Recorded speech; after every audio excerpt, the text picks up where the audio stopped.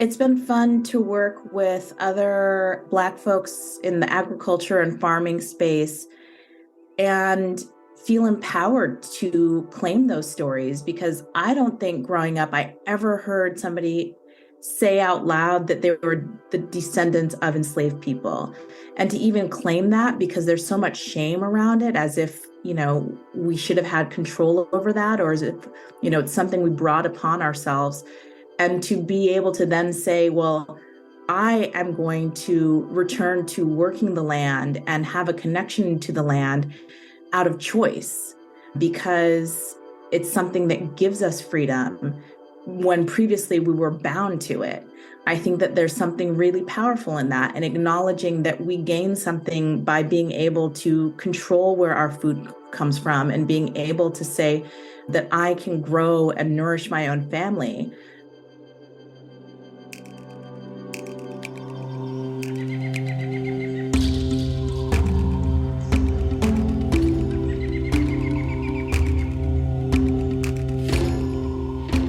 Welcome to the Regenerative Real Estate Podcast, a show about human environments and how they can be used as a force for good. Conversations that educate and inspire people looking for a different way to do real estate. I'm Neil Collins, and on this episode, I'm joined by Hillarie Maddox, entrepreneur meets homesteader that is helping to connect people with nature through media and rewilding experiences with her company, Black Girl Country Living.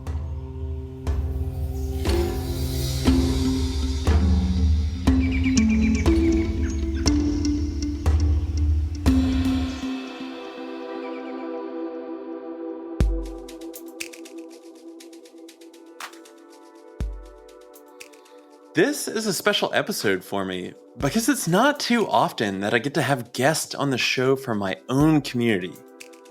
This is because I live on Whidbey Island in the Puget Sound.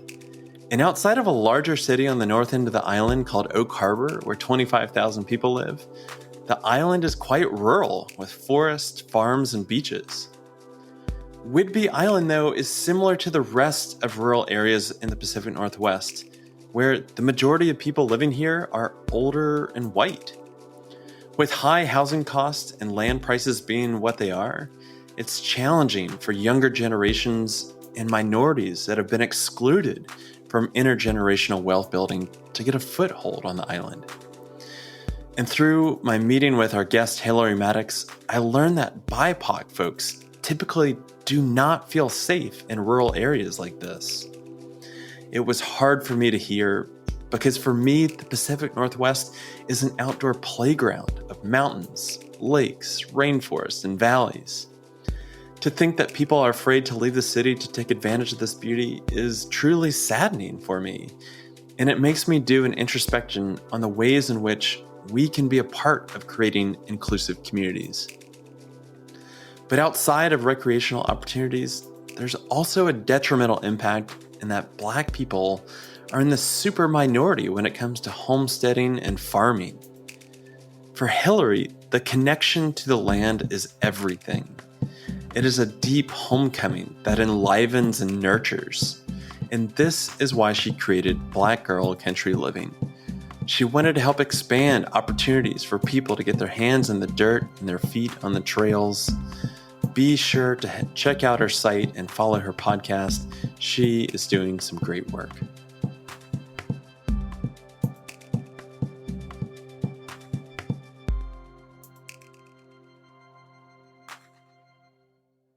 Okay, Hillarie, what we were just talking about is like you're coming onto a real estate show and you're like, I don't know about that. Let's continue that conversation because Yeah. what I see you doing is what is our relationship to land?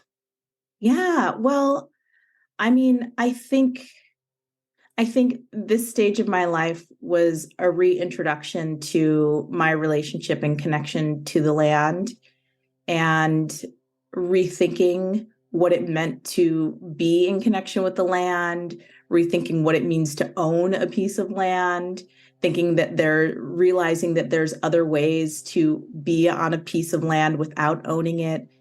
I think that those are some really big ideas that I've stepped into recently, but I think my connection to just wanting to be close to the land definitely begins when I was much younger, growing up in the Midwest and just getting the opportunity to see my grandparents farm, be stewards of the land, getting to run around and feel really free on their space and recognize that that was a level of freedom that not a lot of other kids were granted.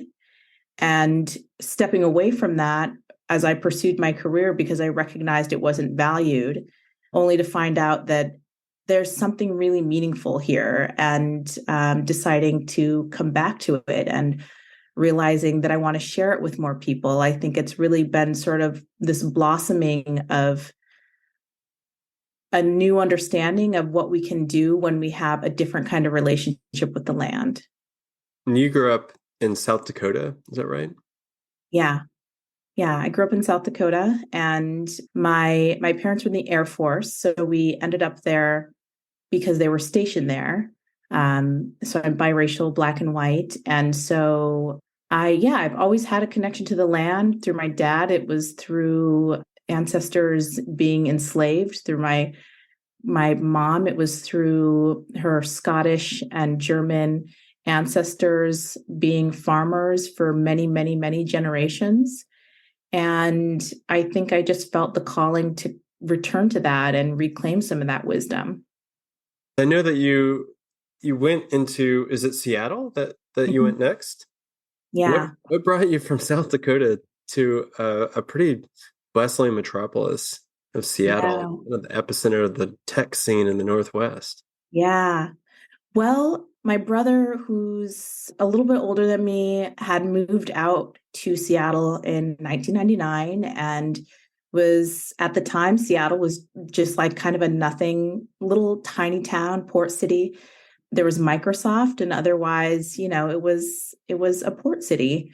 So over the years, we would come out and visit, and it felt like a really accessible place for someone like me who is like didn't know their way around a city at all. And after college, I got a degree in social work and did some years as a therapist, and was like, well, I see people gravitating towards the city. I see people pursuing corporate careers. That seems to be what's really respected and admired. And to be honest, I had a massive pile of student loans that I had to pay for. And so my life kind of took this turn of going the corporate route. And I just looked around and was like, what are people moving towards? Oh, Amazon. Like that's where I need to be. And without really thinking about what do I want, I just kind of pursued success and what success meant to other people. And that meant climbing the corporate ladder, working for the biggest, fanciest company. And I did that until I realized this is not a sustainable way to live. And what are the years that you started to work at Amazon that you were there? I started there in 2018, 2019, maybe. Yeah, I was there for 3 years. I mean, what a whirlwind. Like if you saw Seattle in 1999 to Yeah. 2018, Yeah. and for people that haven't been there, like Seattle is bounded by the water on one side of the Puget Sound, and then it's bounded pretty much by going into the foothills of the Cascade Mountains on the other side. So you really don't have a lot of land. Like it's Mhm. not sprawl city in the same sense that like a Atlanta, Georgia is, but it's massive. Yeah. Now you have so much tech money that's running through there that it's dizzying to see the amount of development that's happened in such a small time. So crazy. So crazy. Yeah. Even over the span of the last 10 years, the way that the downtown has risen up, and it's in some ways hard to believe that like the tiny Seattle that we all once knew that was so accessible feels in a lot of ways very inaccessible nowadays. Yeah, I mean, what do you think the average home price is in Seattle? $1 million At least, yeah. at least. And Yeah. definitely in some parts. Yeah. And before moving out here, we were living with my in-laws who had bought a house there near the University of Washington in the late 80s when it was this tiny town.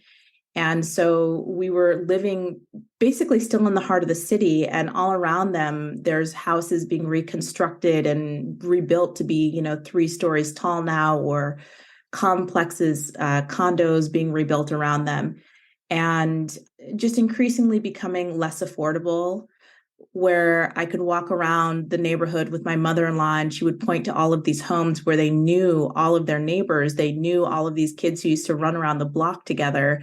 And on one hand, it was incredible to be reminded that Seattle used to be that small. And it also made me just crave that small town feeling again, because I grew up like that, where I could name all my neighbors. And even though in the city you're in such close proximity to people, you don't interact with them the way that you do when you live in a rural place where there's a reason you have to depend on your neighbors. And I think moving out here where we have that feeling again, it feels good to be forced to be in relationship with the people around you. The interesting thing for me is I was doing a podcast with an architect named Katie McCammett, and she coined the term co-housing. And it really started to introduce me to the realization of what's going on, that I had no idea that we were living through an epidemic or a pandemic, really, of isolation. And that isolation isn't just, oh, wow, I'm lonely. It is a physical and mental and health related issue that is just as debilitating as if you're smoking 15 cigarettes a day, or if you're an alcoholic. And it shows up as depression, it shows up as heart disease, it shows up as all these different things. Yet, how on earth can we be living in cities that's dense living? Like Seattle is now, you see people all over the place. Like you could probably touch the building to the right and to the left of you. Like how on earth do you have to move to a smaller community to realize, like, I'm more connected here than I maybe was in the city? Yeah. So we ended up moving to Whidbey Island, and my husband and I had always, we really believe in vision boards, dream boards. And before we even got married, we started this vision board of where we wanted to be, what our home would look like. And we had on our vision board this home that clearly was not in a city. It was surrounded by trees and space, and our kids like tree houses. And we put it on there and we're like, we don't know how that's going to happen, but it's going to happen. And fast forward many years, we had this opportunity during the pandemic. We had already planned to buy an investment property out of Washington in 2020. And then when the pandemic happened, we're like, oh, we might be working from home for a while. Maybe we could take advantage of this. We started looking locally. And before the housing market went absolutely bonkers, we found the place that we ended up buying. It's on a little bit over an acre. And we just knew immediately when we showed up here that this was the place. And it's a really sort of wild space. We have a view of the water. The back half of the property is forested, and it is just magical. I think Whidbey Island in general is magical. It's also a farming community. So it felt like I got to tap into so many different parts of who I am and the things that I wanted to get back into and explore. So it's been a journey of I call it homesteading, but I don't know a better word for it, but really learning how to be a little bit more self-sufficient, learning how to take care of the space, take care of the forest, use the space, cultivate it, love it, like so many things that we want to do in this area. It's really given us a lot of different opportunities and given us a much bigger vision too for what we want to do in the future. Yeah, I watch what you're doing with Black Girl Country Living, and it's like there's something that's going on with increasing the potential. It looks like you're just sinking into, and we can do this, and let's do that, and how do we bring this together? That, like, what a really interesting way that land can help unlock vision. Yeah. How do you begin to put that together? Like, if if you're new to a community, especially a smaller one, you have no idea where you're going with that. You're in the middle of a pandemic. Like, what is your process to start to really listen and tap into what does the land want to become, and who do you want to become? Mm. Ah, that is such a good question because I think we had expectations of, first of all, we had expectations that we were just going to take this like comfortable city life and just like plop down in the country and continue ordering everything we needed on Amazon Prime and have all the access to the Whole Foods grocery. Like it was going to be that. And then we realized, oh, we can't, that's not what this is about. Like you can do that if you wanted to, but then what is the point? And I think what we started to realize is that this land, this space is going to shape us, and we have to let that happen. And one of the things that we did, my husband's father and family owns a garden and landscape business. And so we really wanted to start planting trees, start bringing in some native plants. And we had this landscaper come out, and he looked at the property with us and he was like, you need to live on this property and just observe this property for a year before I'll help you do anything with it. And we're like, that is crazy. We want, we have this idea, we have to get these things done. And we didn't get it. And I think that that is a great metaphor for how we needed to approach this entire life, because there were so many things that we were trying to force. We wanted to have, once we settled in and we were like, oh, let's do a homestead. We started buying all these hobby farm magazines. We're like, let's just like get our compost going and let's get chickens and let's start a garden, without realizing that all of these things take a lot of time and energy and love and wisdom to practice and to bring into like a whole system. You can't just start all of those things at once and expect it just to work. It kind of is a layering, it's a cycling, just like in nature. There's cycles where you kind of add on, you learn something, then you do something new. And I think that we didn't have an appreciation for when we lived in the city, because there's such a invisibility to the way that the cycles work. We change our clothes typically through the seasons, but we don't have like this deep inherent connection to the way that the seasons are changing everything else around us. And I think this lifestyle has reminded us that we are deeply connected to the seasonality of everything around us. And we also have to work with it instead of trying to shape it. Hmm. Yeah, that time is such a critical element that is so underappreciated, especially whenever Yeah. we're living in this sped up world dominated by social media, where you're like, how on earth are they doing that? Yeah. And you realize that it takes years. Yeah. How did Black Girl Country Living come about from this experience? And what is it? Let's start there. Yeah. Yeah. So it really began as me just wanting to share these beautiful photos of like, oh, look, I started a garden, or look, I found a snail. And it was just like this curiosity and this wonder of being in this new world that I didn't realize existed.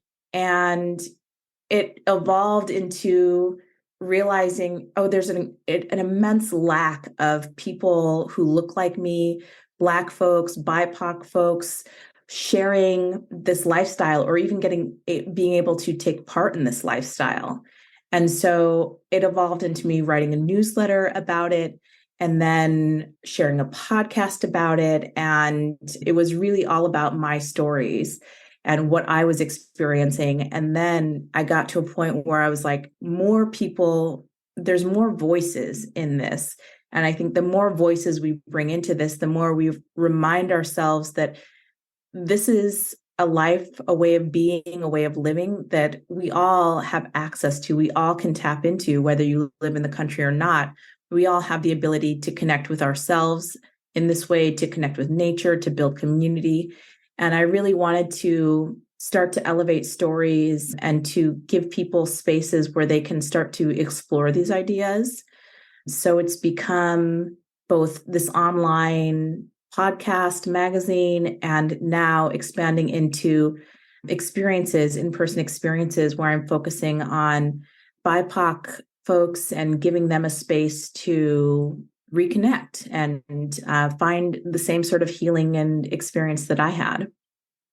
We had lunch a couple months back, and one of the things that really sat with me and it has stuck with me since then is you talking about how people just aren't feeling safe in natural spaces. Like the BIPOC community, it's a safety issue.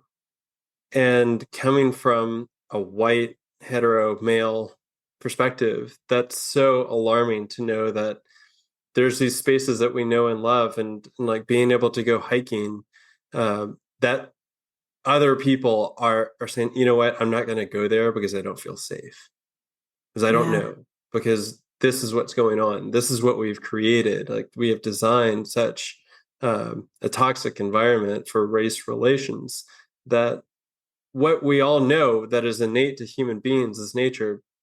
A large percentage of our population just they don't go there. Yeah.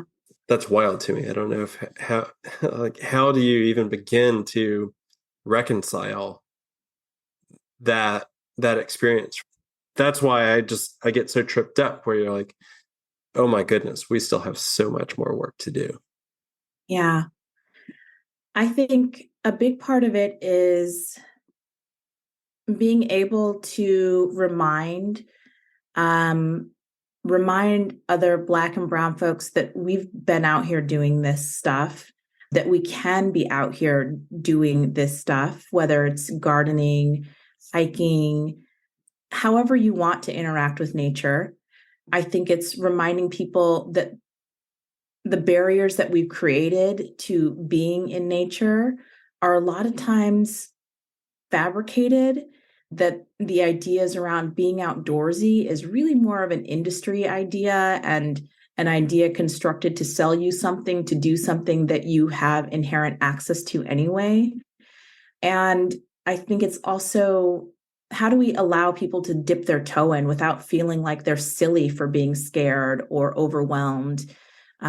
There's a lot of trauma, I think specifically in the Black community, there's a lot of trauma around being in nature, in natural spaces. And that's passed down through stories. It's passed down through our physical reactions to being in these rural spaces. And I think the way that we counteract that is creating safety and easy ways that people can begin to interact and see themselves in nature, see themselves as a part of nature, recognize that these things aren't here to hurt us, but also acknowledging the fact that the fears that we have are very real. They come from a real place. They come from a history that has told us over and over again that these places aren't safe, but that we can overcome them, and that when we overcome them, we create space for healing. Yeah, and it's amazing to watch the proliferation of this. It even in urban context that you see, Ron Finley with Gangsta Gardener that is doing guerrilla gardening on the sidewalks, and then it's even in Seattle. There's an amazing organization that Marcus Henderson is part of called Black Star Farmers. Again, guerrilla gardening. You look at Soulfire Farm and Hereafter Farms, and you're like, man, there is this resurgence, or maybe it's been there the entire time of Black people that are saying, you know what, this is part of our history, and reclaiming the sovereignty around it. And also, like, I come from the South, and it was such an interesting experience for me to realize, like, so many of these Cajun dishes that we thought were unique to like the Cajun culture in South Louisiana, like gumbo comes from Africa because of the okra and all these different dishes. And you're like, wow, what an extraordinary time um, to like, how do we watch power dynamics shift, and how do we hopefully enable that through this kind of work and building bridges? Yeah, totally. And it's been fun to work with other Black folks in the agriculture and farming space and feel empowered to claim those stories, because I don't think growing up I ever heard somebody say out loud that they were the descendants of enslaved people. And to even claim that, because there's so much shame around it, as if, we should have had control over that, or as if, it's something we brought upon ourselves. And to be able to then say, well, I am going to return to working the land and have a connection to the land out of choice, because it's something that gives us freedom when previously we were bound to it. I think that there's something really powerful in that, and acknowledging that we gain something by being able to control where our food comes from, and being able to say that I can grow and nourish my own family. I think that there's something really powerful in that, even in a society that has deemed working with your body, working with the land, something that is, something that other people do. That's not what we do. It's also incredibly empowering. I recorded a podcast with a gentleman that named Ian McSweeney, and he's the executive director of the Agrarian Trust. And he was talking about how the Agrarian Trust is set up to help create permanent affordability around agricultural land for BIPOC community members. And he was talking about this farm in Maine, that this part of Maine was specific towards where refugee resettlement is taking place, and how just by creating the access for the Somali refugee community to have their own farm and be able to grow their own food, that citywide health implications started to drastically change, that the amount of food stamps went way down, and all kinds of things that just came from, oh, wow, these people now are creating their own destiny and sovereignty to grow food and to put their hands back into the soil. What an amazing way to bring community together and to empower people through that. Yeah. Wendell Berry talks about in The Unsettling of America how a large majority of the population used to be dedicated to agricultural work in some capacity, and how through industrialization, we've moved and migrated into all these jobs in the city, and only a fraction of our work now is related to agriculture. But we've given up that in the name of working jobs that still require us to work paycheck to paycheck in order to pay for our food. And so what could happen if we use some of our capacity to relearn those skills and grow some of our own food, so that we don't have some of this pressure to just be producing, and so that we can go out and spend the money on food. If we could do some of that ourselves, it's incredibly empowering.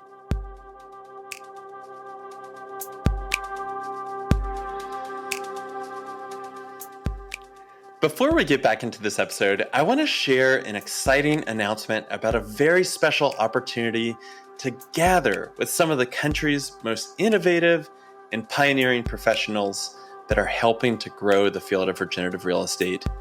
At the end of this summer, we are hosting the second annual Regenerative Real Estate Gathering that will be held outside of Portland, Maine at the Riverbend Farm.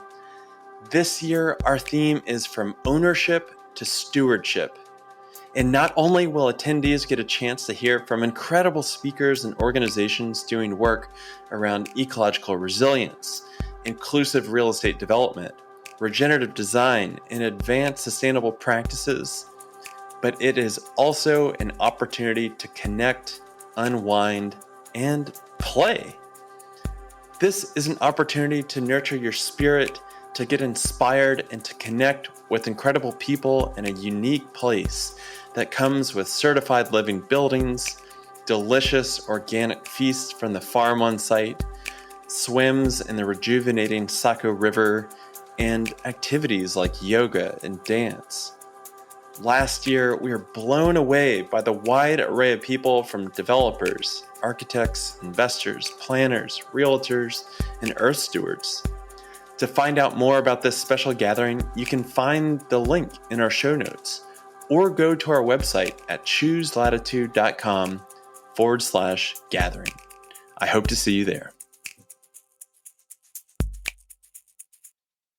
Yeah, this is where the conversation around how do we expand the definition of wealth, uh, Mm, I think is really important, while also recognizing that the irony is not lost on me. I spend a lot of time in the community land trust space that it's like, hey, we need to decommodify land and homes because it's too expensive. It's unaffordable. It's unattainable. And it was interesting. I was at a conference recently where uh, a contingent of African Americans were saying, "Hey, look, we know that permanent affordability is needed for home access, but it's not a wealth creating endeavor for us, and we've been missing out on that. So how do we do that?" And it was such an interesting perspective. Is like, oh, because the white people are now saying, "Oh, we can't afford homes. We're actually going to do something about this, and you're going to have to come along with the ride and just miss out on that financial wealth creating activity that has been the backbone of like the American dream." yeah, I always had the assumption rural land, if you want to go just live rurally, it was going to be cheap because you weren't in the city. yeah, We've flipped that on its head. Like where we live on this island is not cheap. And so, no, how do we begin to create access towards land and towards just easing people into this is what this experience is coming out of the city? And um, that's what's so interesting to watch is like you're saying, hey, come on over, and how do we create these experiences for people? What has that been like for you to do you find the messages landing, and what does that look like? yeah. Um, it's difficult because I think my husband and I were extremely lucky when we left the city when we did, when we bought this house, because that was probably the last window of affordability on this island. And yet, I think that we have to start thinking of creative ways to get people into these places. One of the things that we want to do is we have a home now. We've recognized that it has given us this incredible opportunity to reconnect to ourselves, to recognize that we have the capacity to learn all of these skills that we have forgotten in order to take care of ourselves, to take care of community. And we want to expand that and offer it to more people. And so our dream expanded. We wanted to own more land so that we can continue to offer this experience. And because we are in a position where we recognize that we can offer this opportunity to more people. And so what that looks like for us is eventually having more space where we can build an educational farm, build a schoolhouse. My dream is to homeschool my kids and have them running around the forest, learning things about how to take care of this earth, because I think that that's probably more practical than a lot of the education that we give kids in schools these days. Maybe that's an unpopular opinion, but I really think kids need to have more empathy and to have more practical know-how of how to take care of each other and to build community. And I want to be able to do that. I also want to have a multi-generational home where I can have more of my family living closer together, which is something you and I talked about. And you're like, well, there's actually a lot of legal red tape that prevents that from happening. And I had no idea. I think creating a space where people can come and stay for periods of time and learn what it feels like to decompress. And I think that there's a lot of barriers to being able to do all of that work, but it's also sort of a vision of, well, why can't we do this differently? Why can't I own a piece of property that is meant to be a space for community versus just owning this all of this space and not doing anything with it? I really want to learn how to be a steward of property where people can also be reminded that they have that capacity too. Hmm. Yeah, what is innate to human beings so often is in conflict with zoning. And that's what I've come to realize is that like, yeah, we know that we have clustered together and lived multi-generationally, yet we are so far down this rabbit hole of exclusive single-use zoning for I want a house. It's got to be on this minimum size of property. And at best, you might be allowed to have an additional dwelling unit where we are. In some places, I mean, if you're in an HOA, good luck. Yeah. That's Yeah. not going to happen. And where I've really been sitting lately is to realize, like, because we have gone through such an extreme price acceleration over the last couple of years, the industry has originated all this debt, like hundreds of millions, definitely billions of dollars worth of debt to support these high prices. So there's no going back. We're not just going to be like, oh yeah, we're going to erase all of this. We need to reset. We need to bring prices down. So even more reason of like, the cities are expensive, rural land is expensive, especially in coastal areas. So how do we go forward? What does this look like? And I don't have the answer. It feels like we're kind of finding our way right now. But Yeah. going back to what is innate to being human and how do we do that? And I think that's what is so intriguing around how you're putting this together and really watching the potential and the vision and all that. And I've got to ask, you're doing this like in person and digital. What is that experience? What is the magazine? What is the podcast? Like how are you bringing this together? And what are the stories that you're telling and why those mediums? Yeah. I think in person is always going to be important because I think there's just a different level of relationship that you can have with people in person and a different level of community building that takes place in person. And I think we are just in this age of digital connection that was the easiest way to start. That was the easiest way to begin to see and be inspired and know that there's other people that are out there doing this. And so I know I can do it. I think the way that I've approached this is like, I need to gather all of these stories that are being told in, smaller pockets and amplify them, because I only know that I can do this because I saw somebody else do it. And if somebody else sees me doing it, or if somebody else hears all of these other stories, then they'll know what's possible. And I think that, yeah, we are in this moment of transition of like, I'm listening to what you're doing because you are an expert also, Neil. And when I know that there's this opportunity or this way of where we can be, where we can commune, where we can live differently, I'm excited to be able to share that with people. So I think just being online, even though we're talking about something that's very in person, that's very immediate to where each of us are, is important because it gives us a way to amplify these new ways of being and new ways of living in a way that I don't think we would have access to otherwise. Well, and I saw that did REI come through as a sponsor for what you're doing? I'm in a business incubator program with REI. And yeah, so I'm among about 20 other entrepreneurs who are building these outdoor businesses. And a lot of them are, building some kind of product. And here I am like, no, I just want people to like love themselves and be outdoors and connect to the land. And I think that there's something really important to it. It feels really scary to be out here in a very traditional industry saying these things, probably, not being believed, and a lot of times having to repeat several times what I'm doing and why I'm doing it. But I think we're just reaching this point where people don't want more things. They want to be able to meet their basic needs. And so much of our basic needs are, being able to feel safe, being able to feel seen. And what I've experienced in nature is that nature provides that for us. When we have safe spaces in the outdoors, nature teaches us how to feel fully ourselves, to feel fully seen.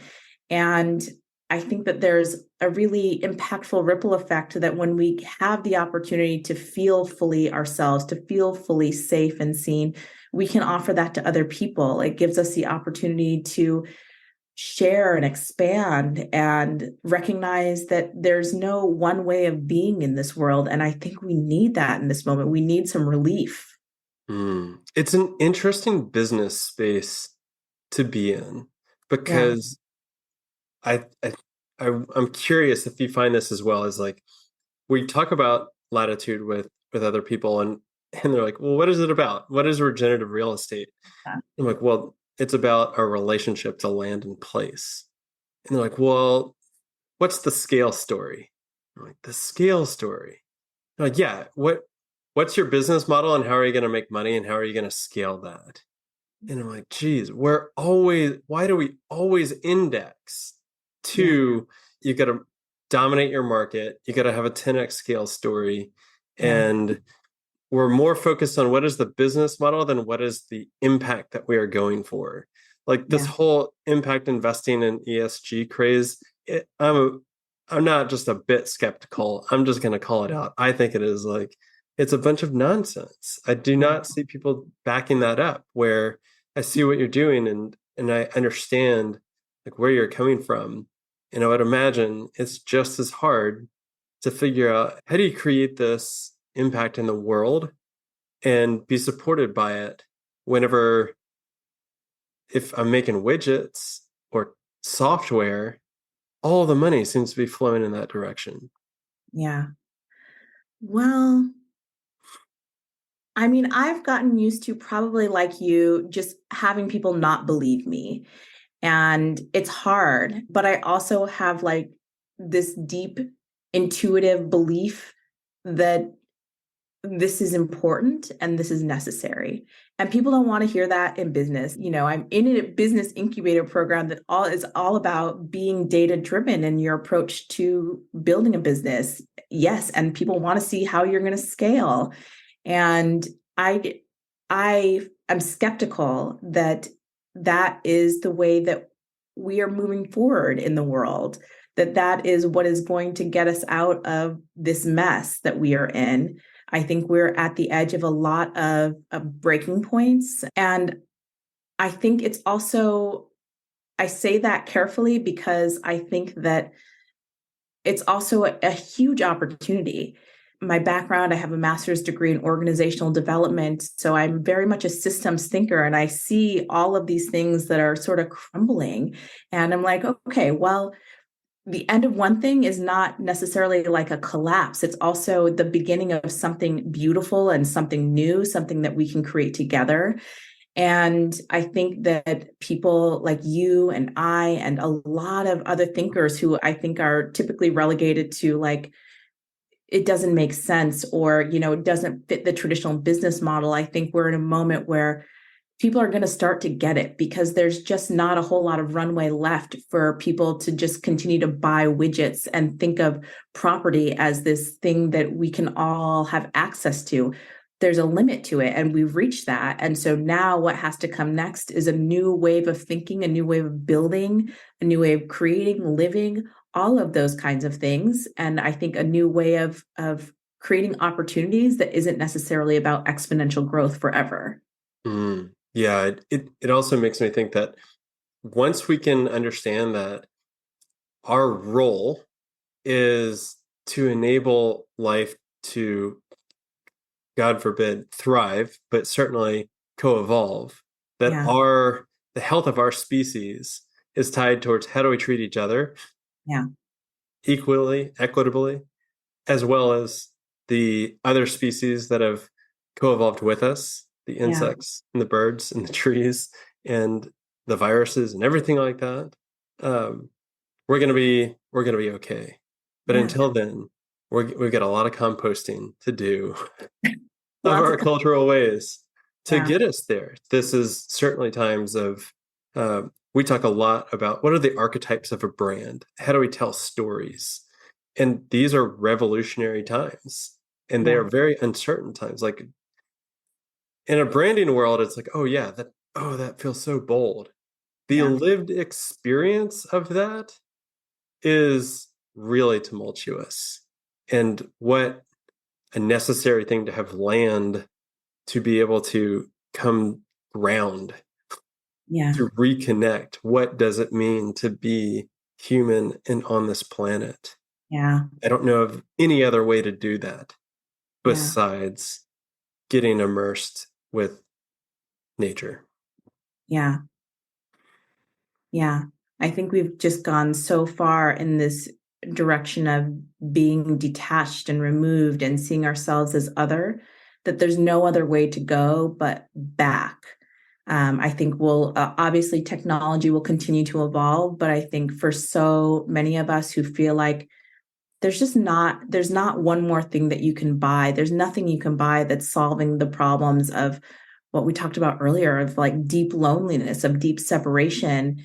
And the way that, at least for me, I've experienced coming back to this sense of, oh, I am connected to all of these things is by being in nature. And I think that other people just need to experience that as well in order to recognize that there has to be a different way where we all get to have this opportunity. Hillarie, what does it look like? What do you need to call in around these big dreams of talking about a school Yeah. and like if things just went wildly well and or you have this message and you're trying to get it out there to say, look, I'm just going to say this is what I need and this is how I'd like it to come together. What do you think that looks like? I need a piece of land with a property and somebody who trusts that we are going to be good stewards of it. I think that there's a lot of people out there who have land and property and don't know what to do with it, don't know how to hand it off. And I think ultimately, when I say that, we have resources, like we have capacity for this kind of endeavor, I don't think that I could actually afford a piece of property in the Pacific Northwest. I want a lot of land because I know how I'm going to steward that land. And it feels a little bit contradictory to say this in a conversation where we're like, having private land is crazy. And it is the only way to do this kind of work. And I think when Black, Brown, Indigenous people have access to the land, we do different things with it. And I think that the vision I have of creating spaces for community, of creating spaces of education, of learning on the land is something that only happens with the generosity of people who say, I see and I believe that they are going to steward this land in a way that enables that kind of community. And I think it's amazing to be able to verbalize like this is what I need to bring Yeah, this forward. And this is the big difference is like you don't need a tech billionaire from the Silicon Valley to enable that. You need a yeah, genuine connection with somebody that recognizes your ability and your intention to go yeah, forward and do that. You need a community that can say, yes, we are supportive of this. yeah, And it can happen. There is a magic that I don't see it in other business endeavors, but I do see it whenever we are able to express our intentions around place and developing that. And I think it's so incredible that you're calling it in and showing up, and you're in the arena, which I think is so critical and needed. yeah. Um, what are ways in which people can engage with Black girl country living? So I put out a monthly podcast and magazine through Substack. So that's really, I think, the best way to kind of come deeper into this world, these ideas that I'm thinking about, really kind of living seasonally and elevating other people who are also out there doing this work, people of color. And if you're on Instagram, Black Girl Country Living, I'm on there as well. But if you want to really kind of come into the conversation, step into the world, definitely connect on Substack. And Hillary, one last question that I'd love to know more about is like who are some of the leaders and culture creators that you're really in that lineage or you're watching really closely and you get a lot of inspiration from that people should really be tuned into? Oh man, I'm watching a lot of peers. I think other people who are kind of figuring this out at the same time, but other people who I look up to and say, I know that this is possible. Leah Penniman, who's like the pinnacle Soulfire Farm of creating this kind of space and reminding Black folks that like we've been out here doing this. Rue Mapp, who is more in the general sort of outdoor space and leads the organization Outdoor Afro, is this reminder of the outdoor space is a space of healing and reminding us all that we can have different kind of relationships with nature. And I think just like general culture creators who just are reminding us that anything is possible. I think particularly at this moment, it's so easy to get bogged down in everything is changing and it's so overwhelming, becoming sort of depressed in all of this. But I think being reminded by folks that this is also a space of tremendous opportunity if we just decide to collaborate, find what we can create in all of this, because it's not the end of the world. We are creating something new and we're doing it together. That is a beautiful message to really just sit into. And I'm very grateful for your time and the work that you're doing. I think it's just such a pleasure to help try to amplify these stories. And I'm grateful for you showing up and to be in community, to know that we're actually really close together. It feels really far being on the south end of the island to the north end of the island. But yeah, it's really fun to watch your work, and we will do what we can to help spread that word, and hopefully we're going to come back onto this podcast about that school coming together and all those big dreams that have materialized. Exactly. Thanks so much, Neil. This is really great.